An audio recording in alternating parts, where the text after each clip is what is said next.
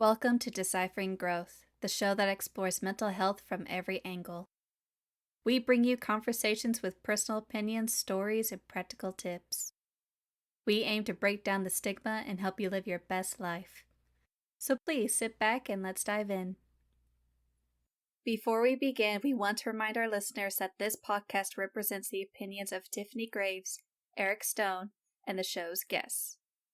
The content provided is for informational purposes only and should not be considered medical advice. Please consult a healthcare professional for any medical questions. The views and opinions expressed are our own and do not represent those of our workplaces. Listening, reading, emailing, or interacting on social media with our content does not establish a doctor-patient relationship.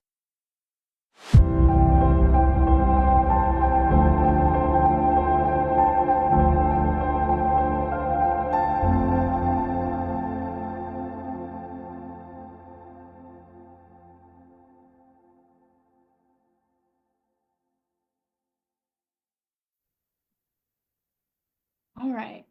Can you believe it? It's our last episode of the season. I know. I would have to say this was our first full calendar year of doing this. Yes. That's kind of crazy. It is Do kind you of remember, Tiffany, when we just started, how long ago that was? a year and a half. It feels like so much longer. I mean, so much stuff has changed since then. Like our name a little, the logos, the what this podcast is about, this people we were having on, like what we talk about, um, the size of the podcast. Not that that's the most important thing, of course. It is growing though. Yeah. Well, it's been a hell of a year with you, Tiffany. It's been a lot of fun. We've had a lot of changes in our personal lives, professional lives. Um, I want to just take a moment to thank everyone for being here with us. It has been a ton of fun. And maybe, Tiffany, worth just kind of reflecting on how we met. I don't know if we've told that story in like a really long time. Tiffany and I met in like a therapist consultation group that now we both co-run, but at the time we did not know each other at all. And Tiffany is, as I'm sure no one here listening struggles to imagine, is an idea person and comes up with things. And she had this idea of, hey, I'm looking for someone to do a podcast with. Uh, and I was like, oh, that sounds kind of fun. And that's how Tiffany and I met. And since then, we've kind of, I would say, become close friends, and we talk pretty regularly and have this collaboration, and it's really blossomed. So I feel like I don't want to take everything from you, Tiffany, but I just remember meeting you and being like, wow, she's so smart. Man, she's really driven, and I hope that it works out for us to get to work on something together. Yeah, and I appreciate you hanging in there with all of my crazy, ever-changing ideas. No, it's I think I appreciate you that you um challenge me in good ways and also support me and kind of know when to call me out on things I should maybe challenge and support myself better on. And we've grown a lot together, and I honestly think this podcast has been a fruit of a lot of your labor, Tiffany. So I really appreciate all the things you've done for this space. And not only is it professionally helpful, but I want to say personally too. I think this space to reflect and engage and take the things we've done in therapy, personally, professionally, things we're excited about, and like mesh it in this space has just been like it's been an absolute honor. So 2025 has been awesome, and I think we've learned a lot about how to do this good in general, but also I think, Tiffany, you've said a lot here on mic and off mic about this is for fun, this is for passion, like this is something we want to do to help people. And that's been really, really fun. So I feel like I really am stealing everything, so I'm going to stop and make sure that you get to say anything you want to add, Tiffany, just about what this process has been like for you. It's been really fun. It keeps, helps me grow. It's really nice to consult and collaborate and like bring things to the table in a way that like is accessible for everyone. And it's been an honor to like do this with you and grow in this space with you. And yeah, I'm excited for what 2026 2026 holds for us. Oh no. I don't know why it sounded like you're going to say it wrong, but it really, I don't think you did, but it I sounded tried. like it. It tried to come out wrong. That's why I was like, oh no. That's awesome. Starting on the wrong Um, I mean, maybe before we get started, maybe worth looking back at maybe some of our favorite moments this year.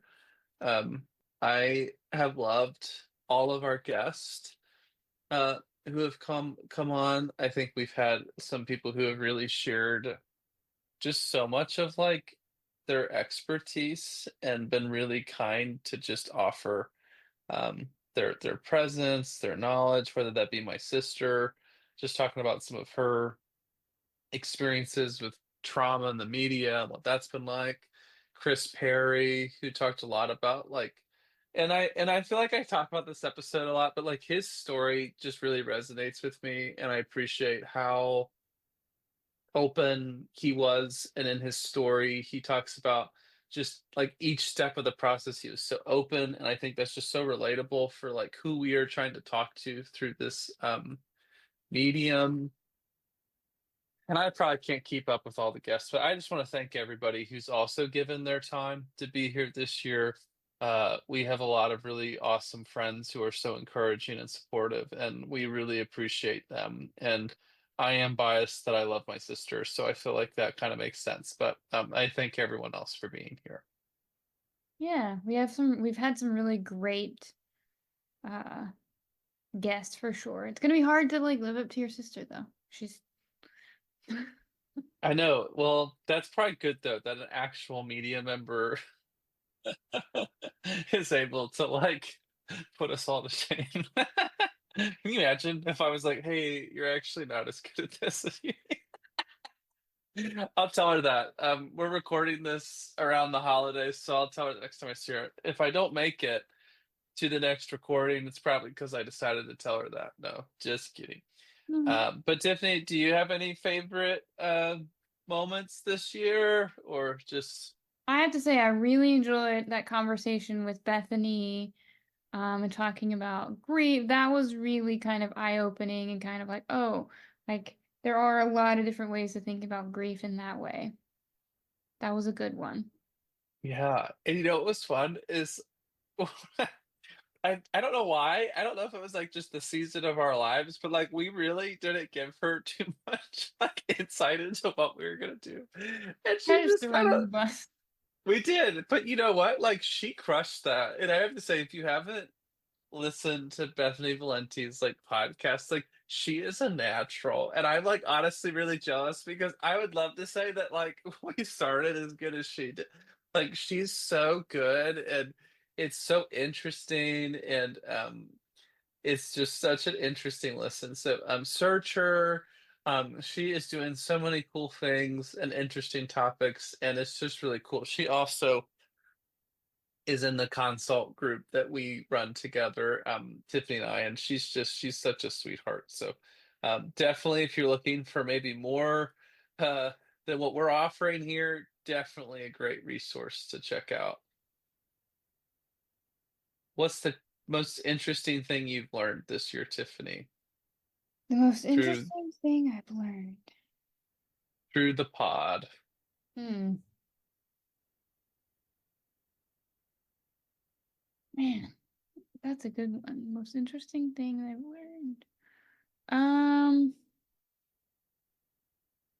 I I keep thinking of Bethany. I'm talking to Bethany and just learning that like I keep recalling the conversation about like the different variations on grief and how like grief looks different for different people and there's like very different like shades of grief, and like the grief process can really occur for anything, like not just loss of life, but like loss of perceived life, loss of friend, loss of like perceived accomplishments and things of that nature. That really stuck with me. A worthy answer. Yeah. What about you? What what did your takeaway this year? Um, like I don't want this to sound like depressing, but like I think I learned that like people are interested in us doing this, and I don't mean that like silly. Like it's just like I've had conversations with colleagues. We have had a lot of conversations, obviously, typically, but like people are like interested in what we're doing here, and like that. And I think and I don't mean that in like a self-serving sure, but like I mean that in like hearing the why has been like very meaningful to me. And I'm not going to share like all of our guests who have shared some of that off mic, but like some of our speakers have shared really personal things off mic and on mic. And so like that's been really, I'm really grateful to have been a part of them getting to share that. And also just some things people who are listening have said. So it just has already kind of, I think, Tiffany, honestly surpassed my hopes and like maybe my dreams. And so like it's been really fun to be on this journey. Next year, Tiffany, when we record this same episode and we look back, I know we're going to do some other things this evening. What do you want to look back? Like, what are your goals for next year for the pod? Oh, next year. I really want to be, I think I really want to be more genuinely like me. Like all of the warnings about being spicy, but really just being like very like confrontive about like these are the mental health issues that are happening, and this is like what it means in like general terms. Mhm. That's a great goal. Yeah, what about you? Your podcast goals? Our podcast goals? You sure you don't have any more? Um, grow. Me too. Grow No, and I'm just keep having teasing. fun. I know. No, I was just teasing. That was a little mean spirited of me. I think hmm, it's kind of what you were saying. I think I want to just like when we're in session maybe and like we've been taught to trust our instincts and go with like what's there. Like that is kind of like I think just to not that we're like super focused, but it's like I think just leaning into that comfort, leaning into that like hey, like we do know what works here for us. And I think diving into more challenging topics and topics that are being less represented in media. And I think maybe a little bit of bringing back some stuff we did this year, um, where we discuss things like media, like the body keeps score, and like we discussed why like we both vehemently disagree with that book. And by the year that book keeps getting worse, and so we keep disagreeing with it more. I thought it was interesting. We talked about some different like shows. Like I think we talked about like Gypsy Rose Blanchard and some of the things that like are online with her. So like I just think stuff like that is kind of interesting, and hopefully people can hear how we're like having that conversation uh in a very trauma informed manner. But those are my goals. And I guess Tiffany, honestly, I've been kind of stealing asking all the questions. So is there any that you're wanting to think about? Mm. What did the podcast do poorly? Let's throw ourselves under the bus. Oh, well, if I read the comments, no, I'm just kidding. We don't really have people like hating on us too much. Um, what do we do for Or what could we have done better? well, I think we at times face some really difficult seasons, and I think like, I think we've both been guilty of this, but I will say I've been guilty of this. Of like, rather than like accept that, I think like I've tried to be like, no, it's okay, and like push almost, and like I would argue if we had just maybe taken a few more like breaks or gaps, we probably would have had like maybe more stamina to do some more of those creative things that we like to do. Um, that's my perception. If I give like an actual critique, but I don't know, Tiffany, is there anything you can think of? That we could have done better. Yeah. Mm, I think we could have done better, and this is let's practice what we preach in terms of just like um being able to actually advocate for ourselves when we need the break. I think sometimes, as you were saying, we kind of just pushed through and we were like, oh my gosh, we're so zoned out. Yeah. I I think that's a fair, so maybe we promise ourselves not to do that this next year. And to our listeners, promise to our listeners, we promise to be intentionally present to the best of our Yeah, I mean, ability. we try to challenge ourselves, like I hope that's interesting. I don't know, we don't want to be full of fakeness here. We want to be real about like, hey, like this is stuff like we're always trying. So I mean, also if you're listening, you're like, well, I would have enjoyed somebody like this or that. But I think, we've got some good challenges for ourselves in like a great way. We have indeed. We've Well, had Tiffany, I some know hurdles. we do, but I also know we have some other things kind of for this evening, for this episode. Is there anything else you want to say before we kind of shift gears into kind of our preparations for this week? The only thing is there's probably insert a giant warning of like this is going to be a major shift. Um, as we've given all of our what's to expect end of the year wrap ups, and mostly what we're going to talk about and shift into talking about now is how the holidays can trigger the parentified child, what attachment, the brain, and emotional survival shows up during the holiday season.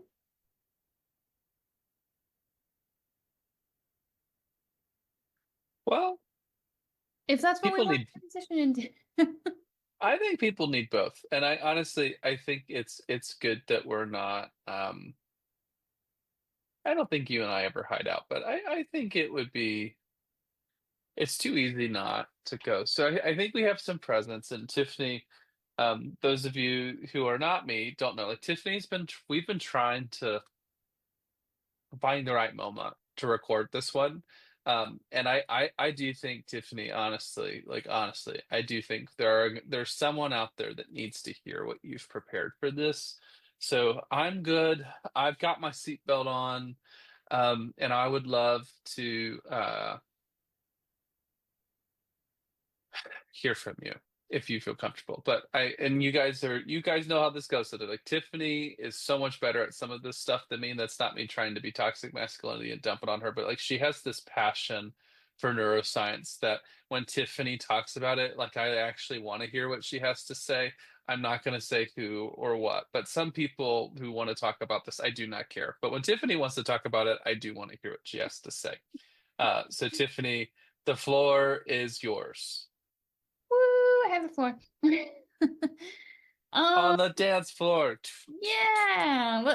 We'll scrap in the podcast. We're on the dance floor. Oh, science. Okay, we'll work on the trademark for whatever I'm singing. So, We'll have to put it in there. All right. So I want to briefly define parentification in regards to the please. holiday season. Parentification happens when a child takes on the emotional or practical responsibilities of a parent, often becoming a caretaker, a peacekeeper, or an emotional regulator in the family. During the holidays, these old patterns tend to resurface even if we are adults. So, how this Hmm. works is neurobiological imprinting happens from chronic parentification. This creates a predictable neural pathway associated with hypervigilance and overfunctioning. The amygdala then stays on alerts for signs of distress or conflict, even during quote unquote happy events like family gatherings. Your prefrontal cortex, which is responsible for your logic and regulation, may struggle to override the emotional brain when faced with old family dynamics. This can cause a cortisol and oxytocin imbalance.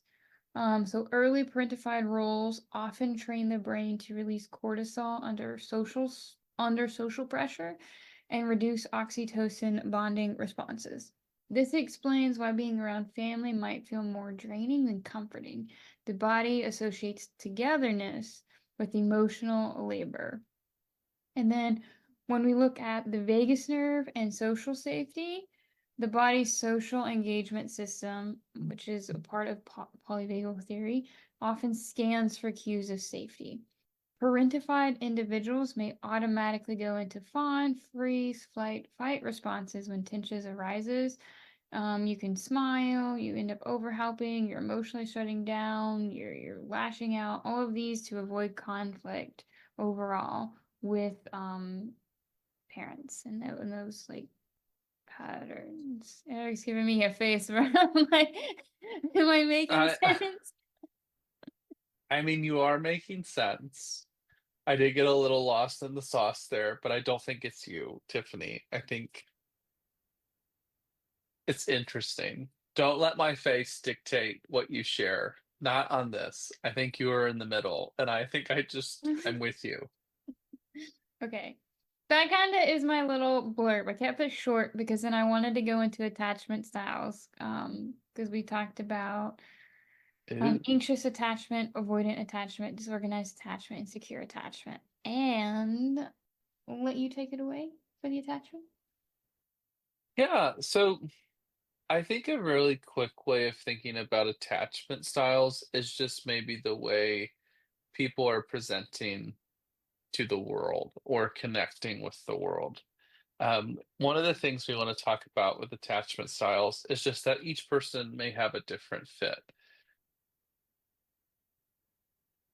One of the things to think about with attachment styles is that doesn't mean that you can't be anxious if you have a secure attachment.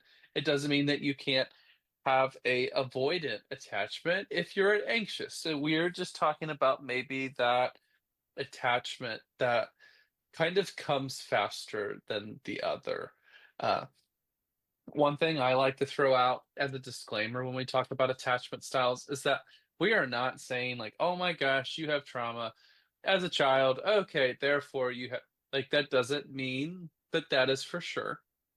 But make no mistake, you are at increased risk for these different non-secure attached styles if you have higher adversity childhood experience score or have had those traumatic exposures.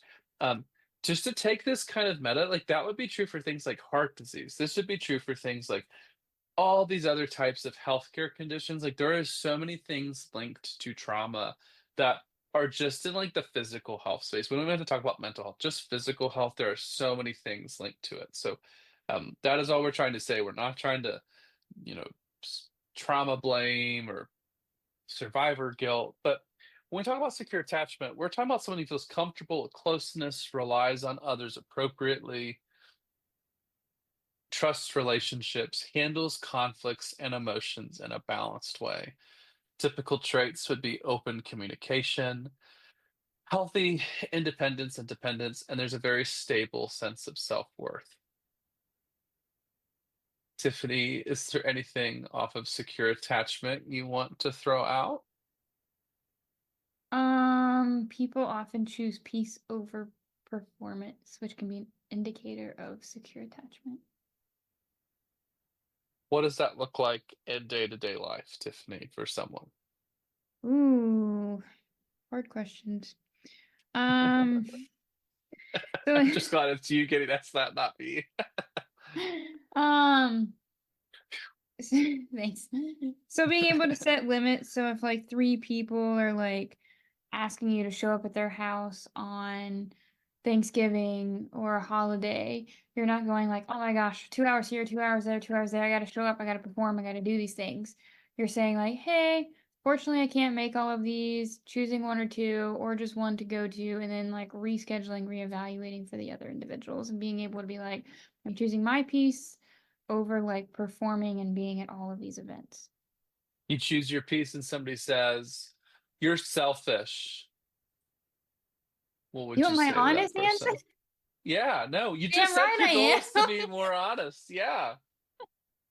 I would 100% say, damn right, I'm selfish because I care more about myself and my mental health than attending these parties. But that's not going to go over well with a lot of people. So, I mean, it could just be a conversation around, like, that's my boundary. And if you don't want to respect it, then, like, maybe you Mm. don't show up to that person's party. Okay, Tiffany. Well played. You're passing the pop quizzes I've tried to throw at you today. I'm trying. Um, I'm going to go to the next attachment style, which would be anxious attachment. Sometimes this is referred to as preoccupied. A description of this would be fears abandonment and craves reassurance. Tends to worry about relationships, reads into changes and tone and behavior, and seeks closeness to reduce anxiety. Typical traits include sensitivity to rejection, overthinking, and needing reassurance, and difficulty feeling secure without constant connection.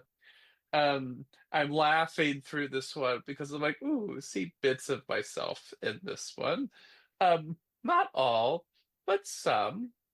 So if I could just speak freely and as a real human being, Please for do. me, this doesn't show up all the time. And so for me, my own therapy, my own supportive network, my village, like that has helped me heal a lot of this. When I am very stressed out, I do tend to lean into this one harder, and I have to be very mindful about not doing this.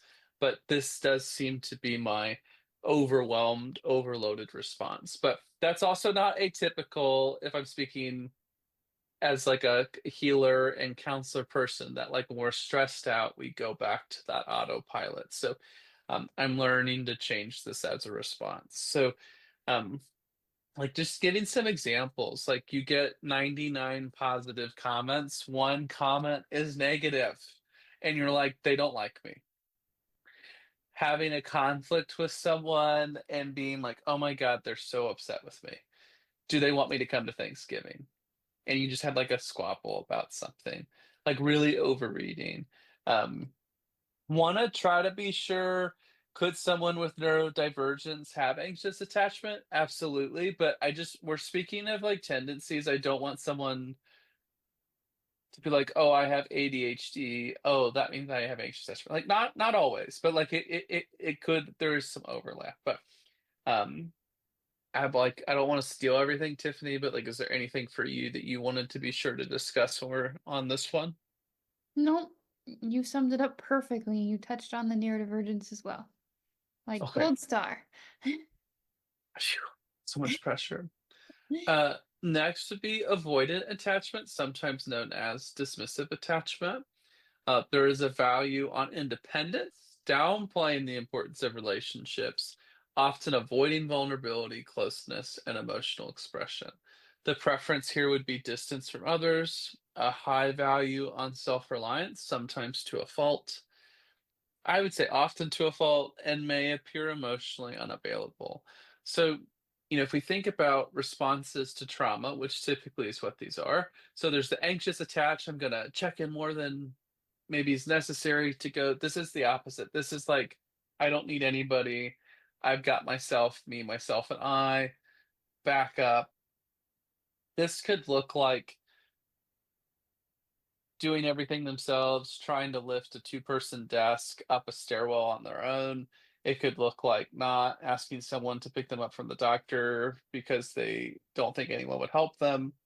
Um, it's just a high value of distance, and usually the distance is so you can see something coming. Kind of like if it's a castle up on a hill, they want miles and miles of distance to prepare in case someone could be trying to hurt them. Does everybody know that that's why they're doing that? I'm going to argue no.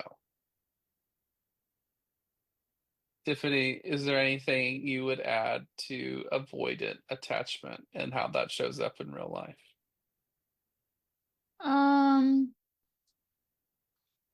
I feel like this is a sticky one to add, but oftentimes or sometimes these individuals might keep conversations superficial to avoid being vulnerable during holiday interactions, or they might isolate themselves or like really shorten time at gatherings to help maintain that control and sense of safety. But I say sticky because there are some people who are just introverted and are like, I don't want to fucking deal with people, which is valid. Yeah, it's not anti-introverts. It's more like, hey, island. But introverts need connection too. It's just like the level. So we're not anti-introverts here. We're just talking like there's a self-reliance. Like that doesn't have to be introvertedness. I think to me that's just like, hey, you like literally are just taking all the space you can. Uh Last but not least, we have disorganized attachment, sometimes referred to as fearful avoidant. The description of this would be wants closeness but fears it at the same time, often results from just inconsistencies with some childhood experiences, responds to relationships with a push pull dynamic.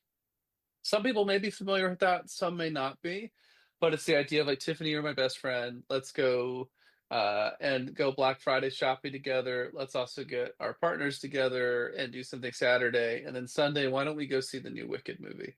Like that is the pull, and the push is like, get the hell out of here. You're a terrible friend. You don't have my back. Go away. Now, those are intense examples. It can be smaller, like trying to not text someone back, but then spamming them with text messages. It can be very up and down.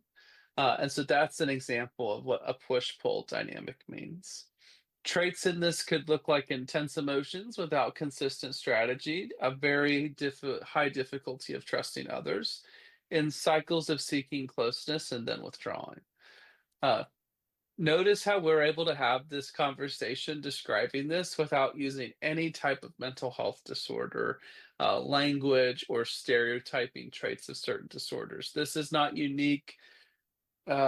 We can talk about it like that. We just need to say push pull dynamic. We don't need to stigmatize certain mental health disorders like bipolar or borderline, because there are millions on millions of people who have push pull dynamics that don't have that diagnosis. So I'm going to challenge any of us listening about how we talk about this, because that language is very flippantly used, and that's very dishonoring to people living with that diagnosis.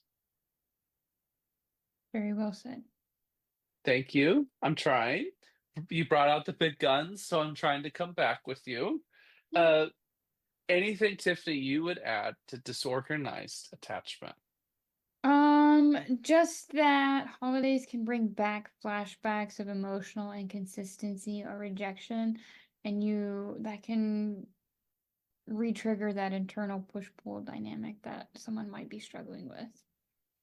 Yeah. So you might be listening and you're like, wow, I am aware of all of these. Great. You might be listening like, I don't think I have any of these.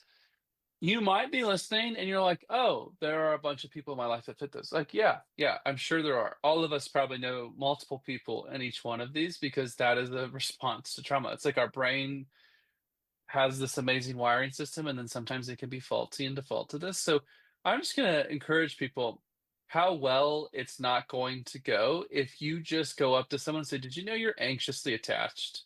Did you know that you have a push pull dynamic with mom? Like, unless you really have a relationship with someone where that is feedback they would solicit from you or go, I'm going to encourage you to give them their own space. Um, it's just not necessary, it's not helpful. Like, I mean, Tiffany, I know we are trained a lot about this to become counselors, and this idea that, like, you have to find the right moment to tell someone something, and then even understanding in the right moment, there's still a risk to saying hard things to people. And it really needs to be something someone's open to. You really can't force someone to care or have that investment in something.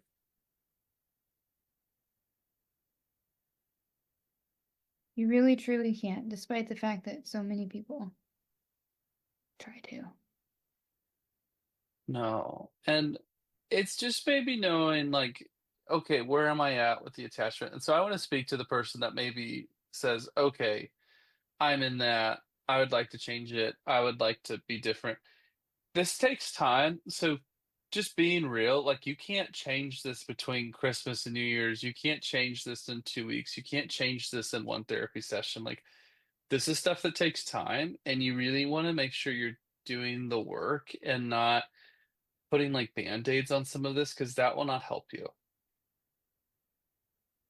It will not. It will only temporarily numb the issue until it becomes big enough that it forces you to do something about it. In some shape or form. Healthy or not. That being said, let's look at the wonderful things that can happen during the holiday season that can contribute to more complicated stress. Especially for like neurodivergent individuals and non-neurodivergent individuals, the holiday season can cause sensory overload. There's crowds, there's noise, there's smell, there's constant stimuli that activate the limbic system for those already wired for vigilance. This intensifies dysregulation. Our mirror neurons and emotional contagion. So the brain's empathy network can catch the emotions of stressed or chaotic family members, reigniting old roles and deeply rooted wounds that may or may not have been addressed. In our reward circuit, our dopamine housing, acts of giving or fixing can create temporary reward spikes, reinforcing the caregiving pattern.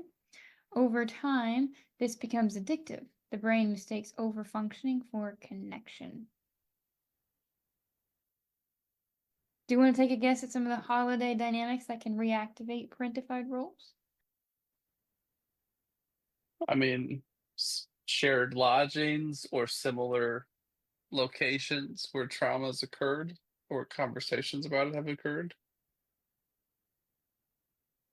Yeah. Yeah. The people from the traumas. Yes. I should have done what my favorite answer as a group counselor is when people are like, "What are the triggers?" And someone would inevitably be like, "People, places, things," and they wouldn't say any of that. They would keep it that broad, and I was like, "Okay, like, well played." But no, I mean, if you're going to similar places, I mean, I think about a lot of my clients dealing with religious trauma. The holidays are a very difficult time because they feel this pressure of, it's like this huge gut check of where their healing is. And I hate it. I really do. I hate it for them because like it shouldn't have to be this like pressure cooker. And unfortunately, because of some family or cultural expectations, whatever the case may be, like they do feel that obligation. And it sometimes has a rebound effect where it pushes them like it's almost like a setback in treatment, to be honest, because it's like they feel pressured or forced to do something they're not comfortable with, which does not go well. Mm-hmm. Yeah. And to add to that, being asked to help keep the peace or mediate family tension, feeling responsible for everyone's comfort or happiness, old expectations. You're the only one who can organize dinner. Seeing siblings regress or parents act helpless reignites caretaker roles, and pressure to suppress personal boundaries to not ruin the holidays can all be dynamics that can reactivate and trigger those parentified roles. Yeah. It just be nice to yourself.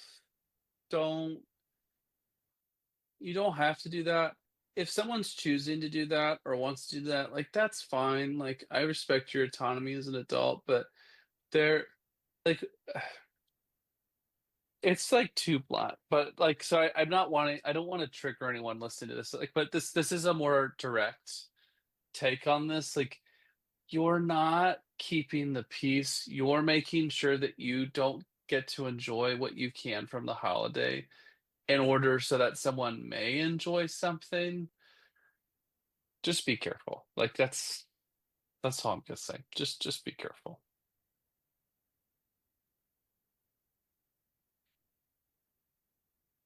It's a heavy price to pay. It is. And just reminding yourself that your worth is not based on how much you do for other people. Very easy to say, a lot harder to live, but the amount of things you produce or do for other people does not define you or define your value or worth as a human being. Believe it. Live it. Breathe it. And Digest maybe it. eat good holiday food. All the good holiday food.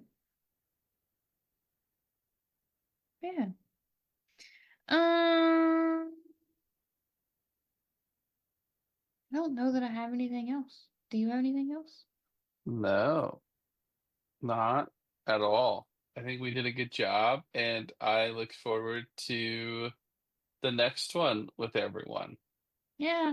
Next one will be season 3. Woo! Season 3. Right. Yeah. With that being said, it was a wonderful year with you guys. I want you guys to remember it's okay not to let the season be simpler.